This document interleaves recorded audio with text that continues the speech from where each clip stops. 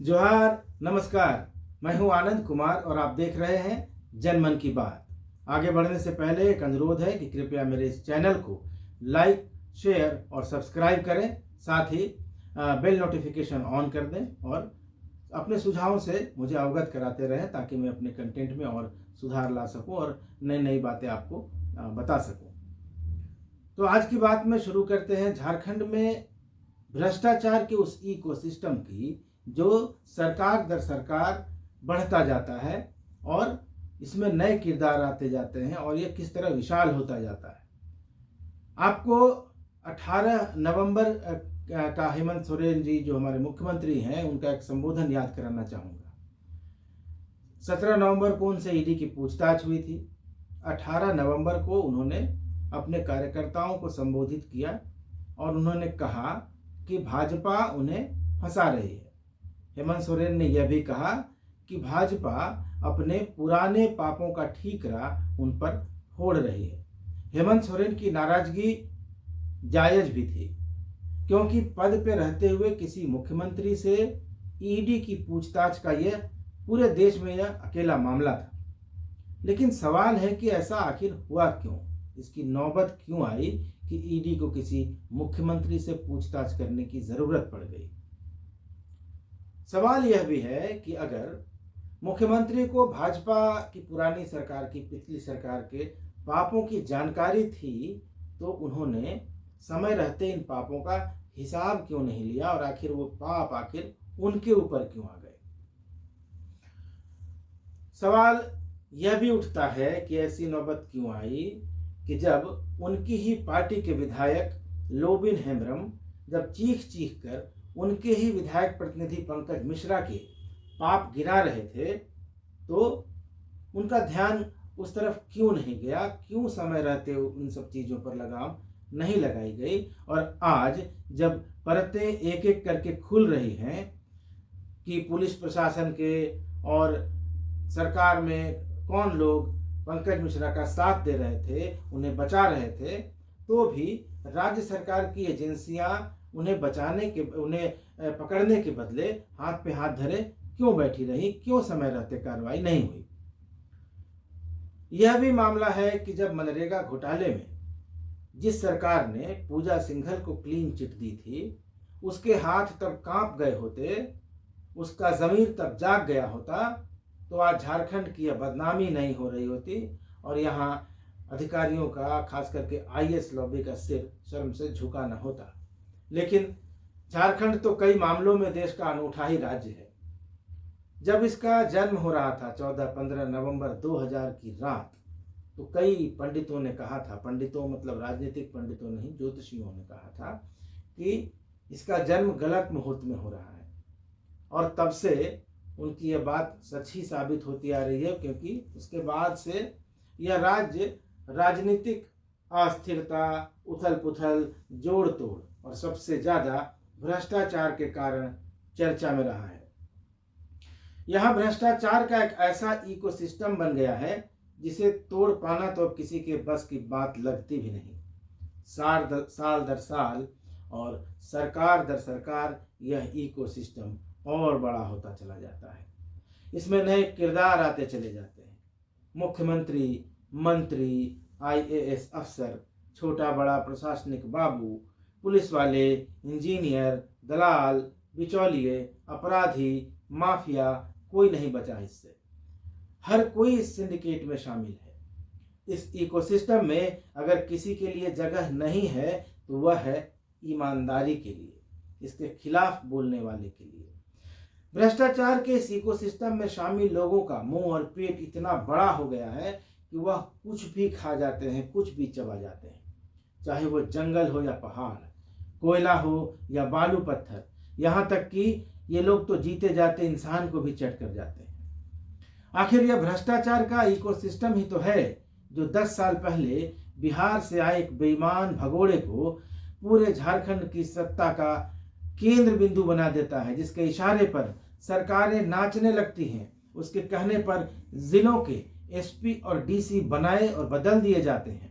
कहाँ शराब बिकेगी, कौन सा ठेका किस ठेकेदार को मिलेगा, यह वही आदमी तय करने लगता है।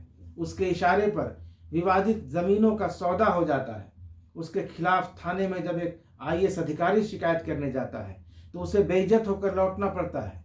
क्यों? क्योंकि ऊपर से फोन आ जाता है। तो आखिर क्या कारण है कि लड़कियों का एक दलाल बड़े अधिकारियों का चहेता बन जाता है? क्या कारण है कि शाम ढले उसके बंगले पर अफसरों की महफिल लगने लगती है? अधिकारियों के ट्रांसफर पोस्टिंग की लिस्ट पहले उसकी आंखों से होकर गुजरती है, बाद में वह फाइनल होती है। क्या कारण है कि राज्य सरकार के एक रसूखदार मंत्री और मुख्यमंत्री के विधायक प्रतिनिधि टोल प्लाजा के टेंडर में नाक घुसा देते हैं, टेंडर नहीं डालने की धमकी देते हैं। मामला पुलिस के पास जाता है तो आधे घंटे के अंदर 1 दर्जन से ज्यादा गवाहों का बयान हो जाता है। 24 घंटे के अंदर मंत्री और प्रतिनिधि को क्लीन चिट मिल जाती है। यह क्या है? यह इकोसिस्टम का ही कमाल है।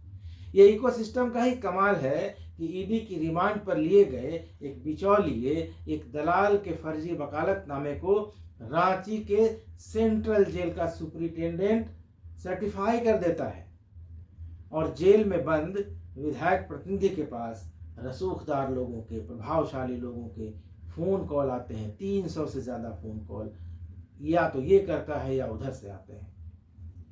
इन प्रभावशाली लोगों में बड़े बड़े अफसर भी शामिल हैं। एक डीएसपी लगातार उस प्रतिनिधि के संपर्क में रहता है। डीआईजी इनके पक्ष में प्रेस कॉन्फ्रेंस करने आ जाते हैं। ये लोग बिना किसी लीगल पेपर के रेल और पानी के जहाज से इलीगल माइनिंग का पत्थर ढो जाते हैं। जहाज डूब जाता है लेकिन जिले और प्रमंडल के अधिकारी रिपोर्ट मैनेज कर देते हैं। और यह किसी एक सरकार की घटना नहीं है। पूजा सिंघल का पैसा आज निकला है, लेकिन घोटाला तो 2009-10 का है। जिस मामले में उन्हें जेल हुई उसकी विभागीय जांच में क्लीन चिट किसी और सरकार ने दी थी, घोटाला किसी और सरकार में हुआ, पैसा किसी और सरकार में निकला। तो ये इकोसिस्टम सरकार दर सरकार चलता है। यह पूरा इकोसिस्टम भ्रष्टाचारियों, दलालों और अपराधियों को संरक्षण देता है।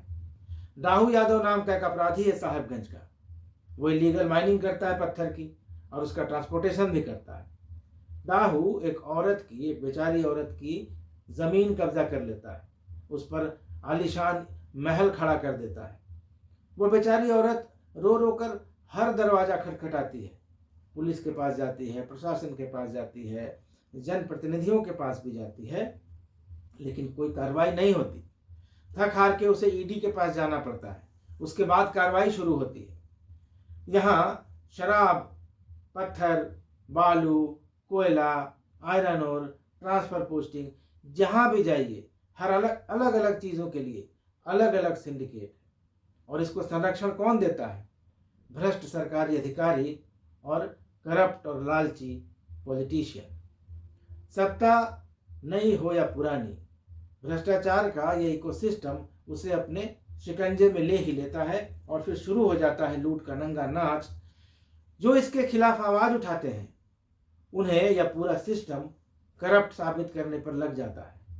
उसे किसी न किसी मामले में फंसा दिया जाता है, जेल भेज दिया जाता है। कई बार तो आवाज उठाने वाले की आवाज ही ऐसी बंद कर दी जाती है कि उसका कभी पता ही नहीं चलता। जब से झारखंड बना है तब से यह भ्रष्ट व्यवस्था बढ़ती जा रही है, फलती फूलती जा रही है। राज्य के मुख्यमंत्री रहे मधु कोड़ा और मंत्री एनोस एक्का, हरिनारायण राय, भानु प्रताप शाही जैसे लोगों पर पहले से ही ईडी की जांच चल रही है। इनकी संपत्ति भी कई लोगों की अटैच की जा चुकी है। पूजा सिंघल से पहले प्रदीप कुमार जैसे आईएएस अधिकारी जेल की हवा खा चुके हैं स्वास्थ्य घोटाले में। दर्जनों की संख्या में राज्य सेवा के अधिकारी और इंजीनियर गबन और घोटालों में जेल की हवा खा चुके हैं, मुकदमे का सामना कर रहे हैं या विभागीय कार्रवाई का सामना कर रहे हैं। मौजूदा सरकार के भी कई लोग जांच के दायरे में हैं। कब वे सलाखों के पीछे चले जाएं, कुछ कहा नहीं जा सकता। आज जनता के दिमाग में यह बात बैठ गई है कि मंत्री होगा कोई तो उसके पास हजारों करोड़ रुपया होगा, अधिकारी होगा तो कम से कम 150 करोड़ का मालिक तो होगा ही, क्योंकि उनकी लाइफस्टाइल जनता को दिखाई देती है। जो इसे देखते हैं वो वैसा ही बनना चाहते हैं। लेकिन अफसरी में मेहनत लगती है, पढ़ाई लगती है, बहुत श्रम लगता है अफसर बनने की कोई गारंटी भी नहीं होती है। तो उससे ज़्यादा आसान काम लगता है कि राजनीति में आ जाए, और राजनीति में भी संघर्ष है, चुनाव जीतने की गारंटी नहीं है, टिकट मिलने की गारंटी नहीं है। तो उससे ज़्यादा भी आसान रास्ता एक है, वो है दलाली का, बिना इन्वेस्टमेंट का, नो इन्वेस्टमेंट ओनली रिटर्न। तो ऐसे फटीचर दांव लग गया। उसके बाद BMW, फॉर्चूनर, ऑडी, करोड़ों का बंगला, गाड़ी घूमने लगते हैं, अय्याशियाँ होने लगती हैं। इनके बाल बच्चे और परिवार और सदस्यों की, आसपास के लोगों की लाइफस्टाइल बदल जाती है। अधिकारियों का भी रहन सहन देखिए, अपने आसपास जो लोग, अपने कई अधिकारियों को देखा होगा, 1.5 लाख 2 लाख की सैलरी में जिस हिसाब से वो रहते हैं, जैसे उनकी लाइफस्टाइल है, क्या वो संभव है? या कुछ पैसा कहाँ से आता है? यह बेहिसाब पैसा भ्रष्टाचार के इसी इकोसिस्टम की देन है, इसी की बदौलत है। आधी रात को बना था ये झारखंड, आज भ्रष्टाचारियों के हवाले हो चुका है। जो भी आता है उसकी नीयत इसे नोचने की ही होती है। इसलिए यहाँ का युवा हताश है, यहाँ की जनता हताश है। लड़कों के अंदर बेचैनी की आग है, लेकिन कोई जरिया नहीं है उसे निकालने का। किसी दल में भी इस भ्रष्टाचार को मिटाने की इच्छा शक्ति नहीं दिखाई देती।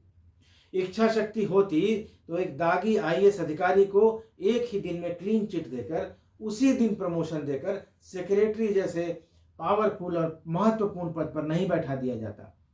अगर कार्रवाई हो जाती तो दूसरों को सबक मिलता, लेकिन पूजा सिंघल को बख्शकर, उसे पुरस्कृत करके दूसरों को प्रेरित किया जाता है कि वे भी भ्रष्टाचार का महल खड़ा करें। आपने सन 2000 और 2005 में बनी सरकारों में पहली बार शपथ लेने वाली मंत्रियों के चेहरे देखे होंगे।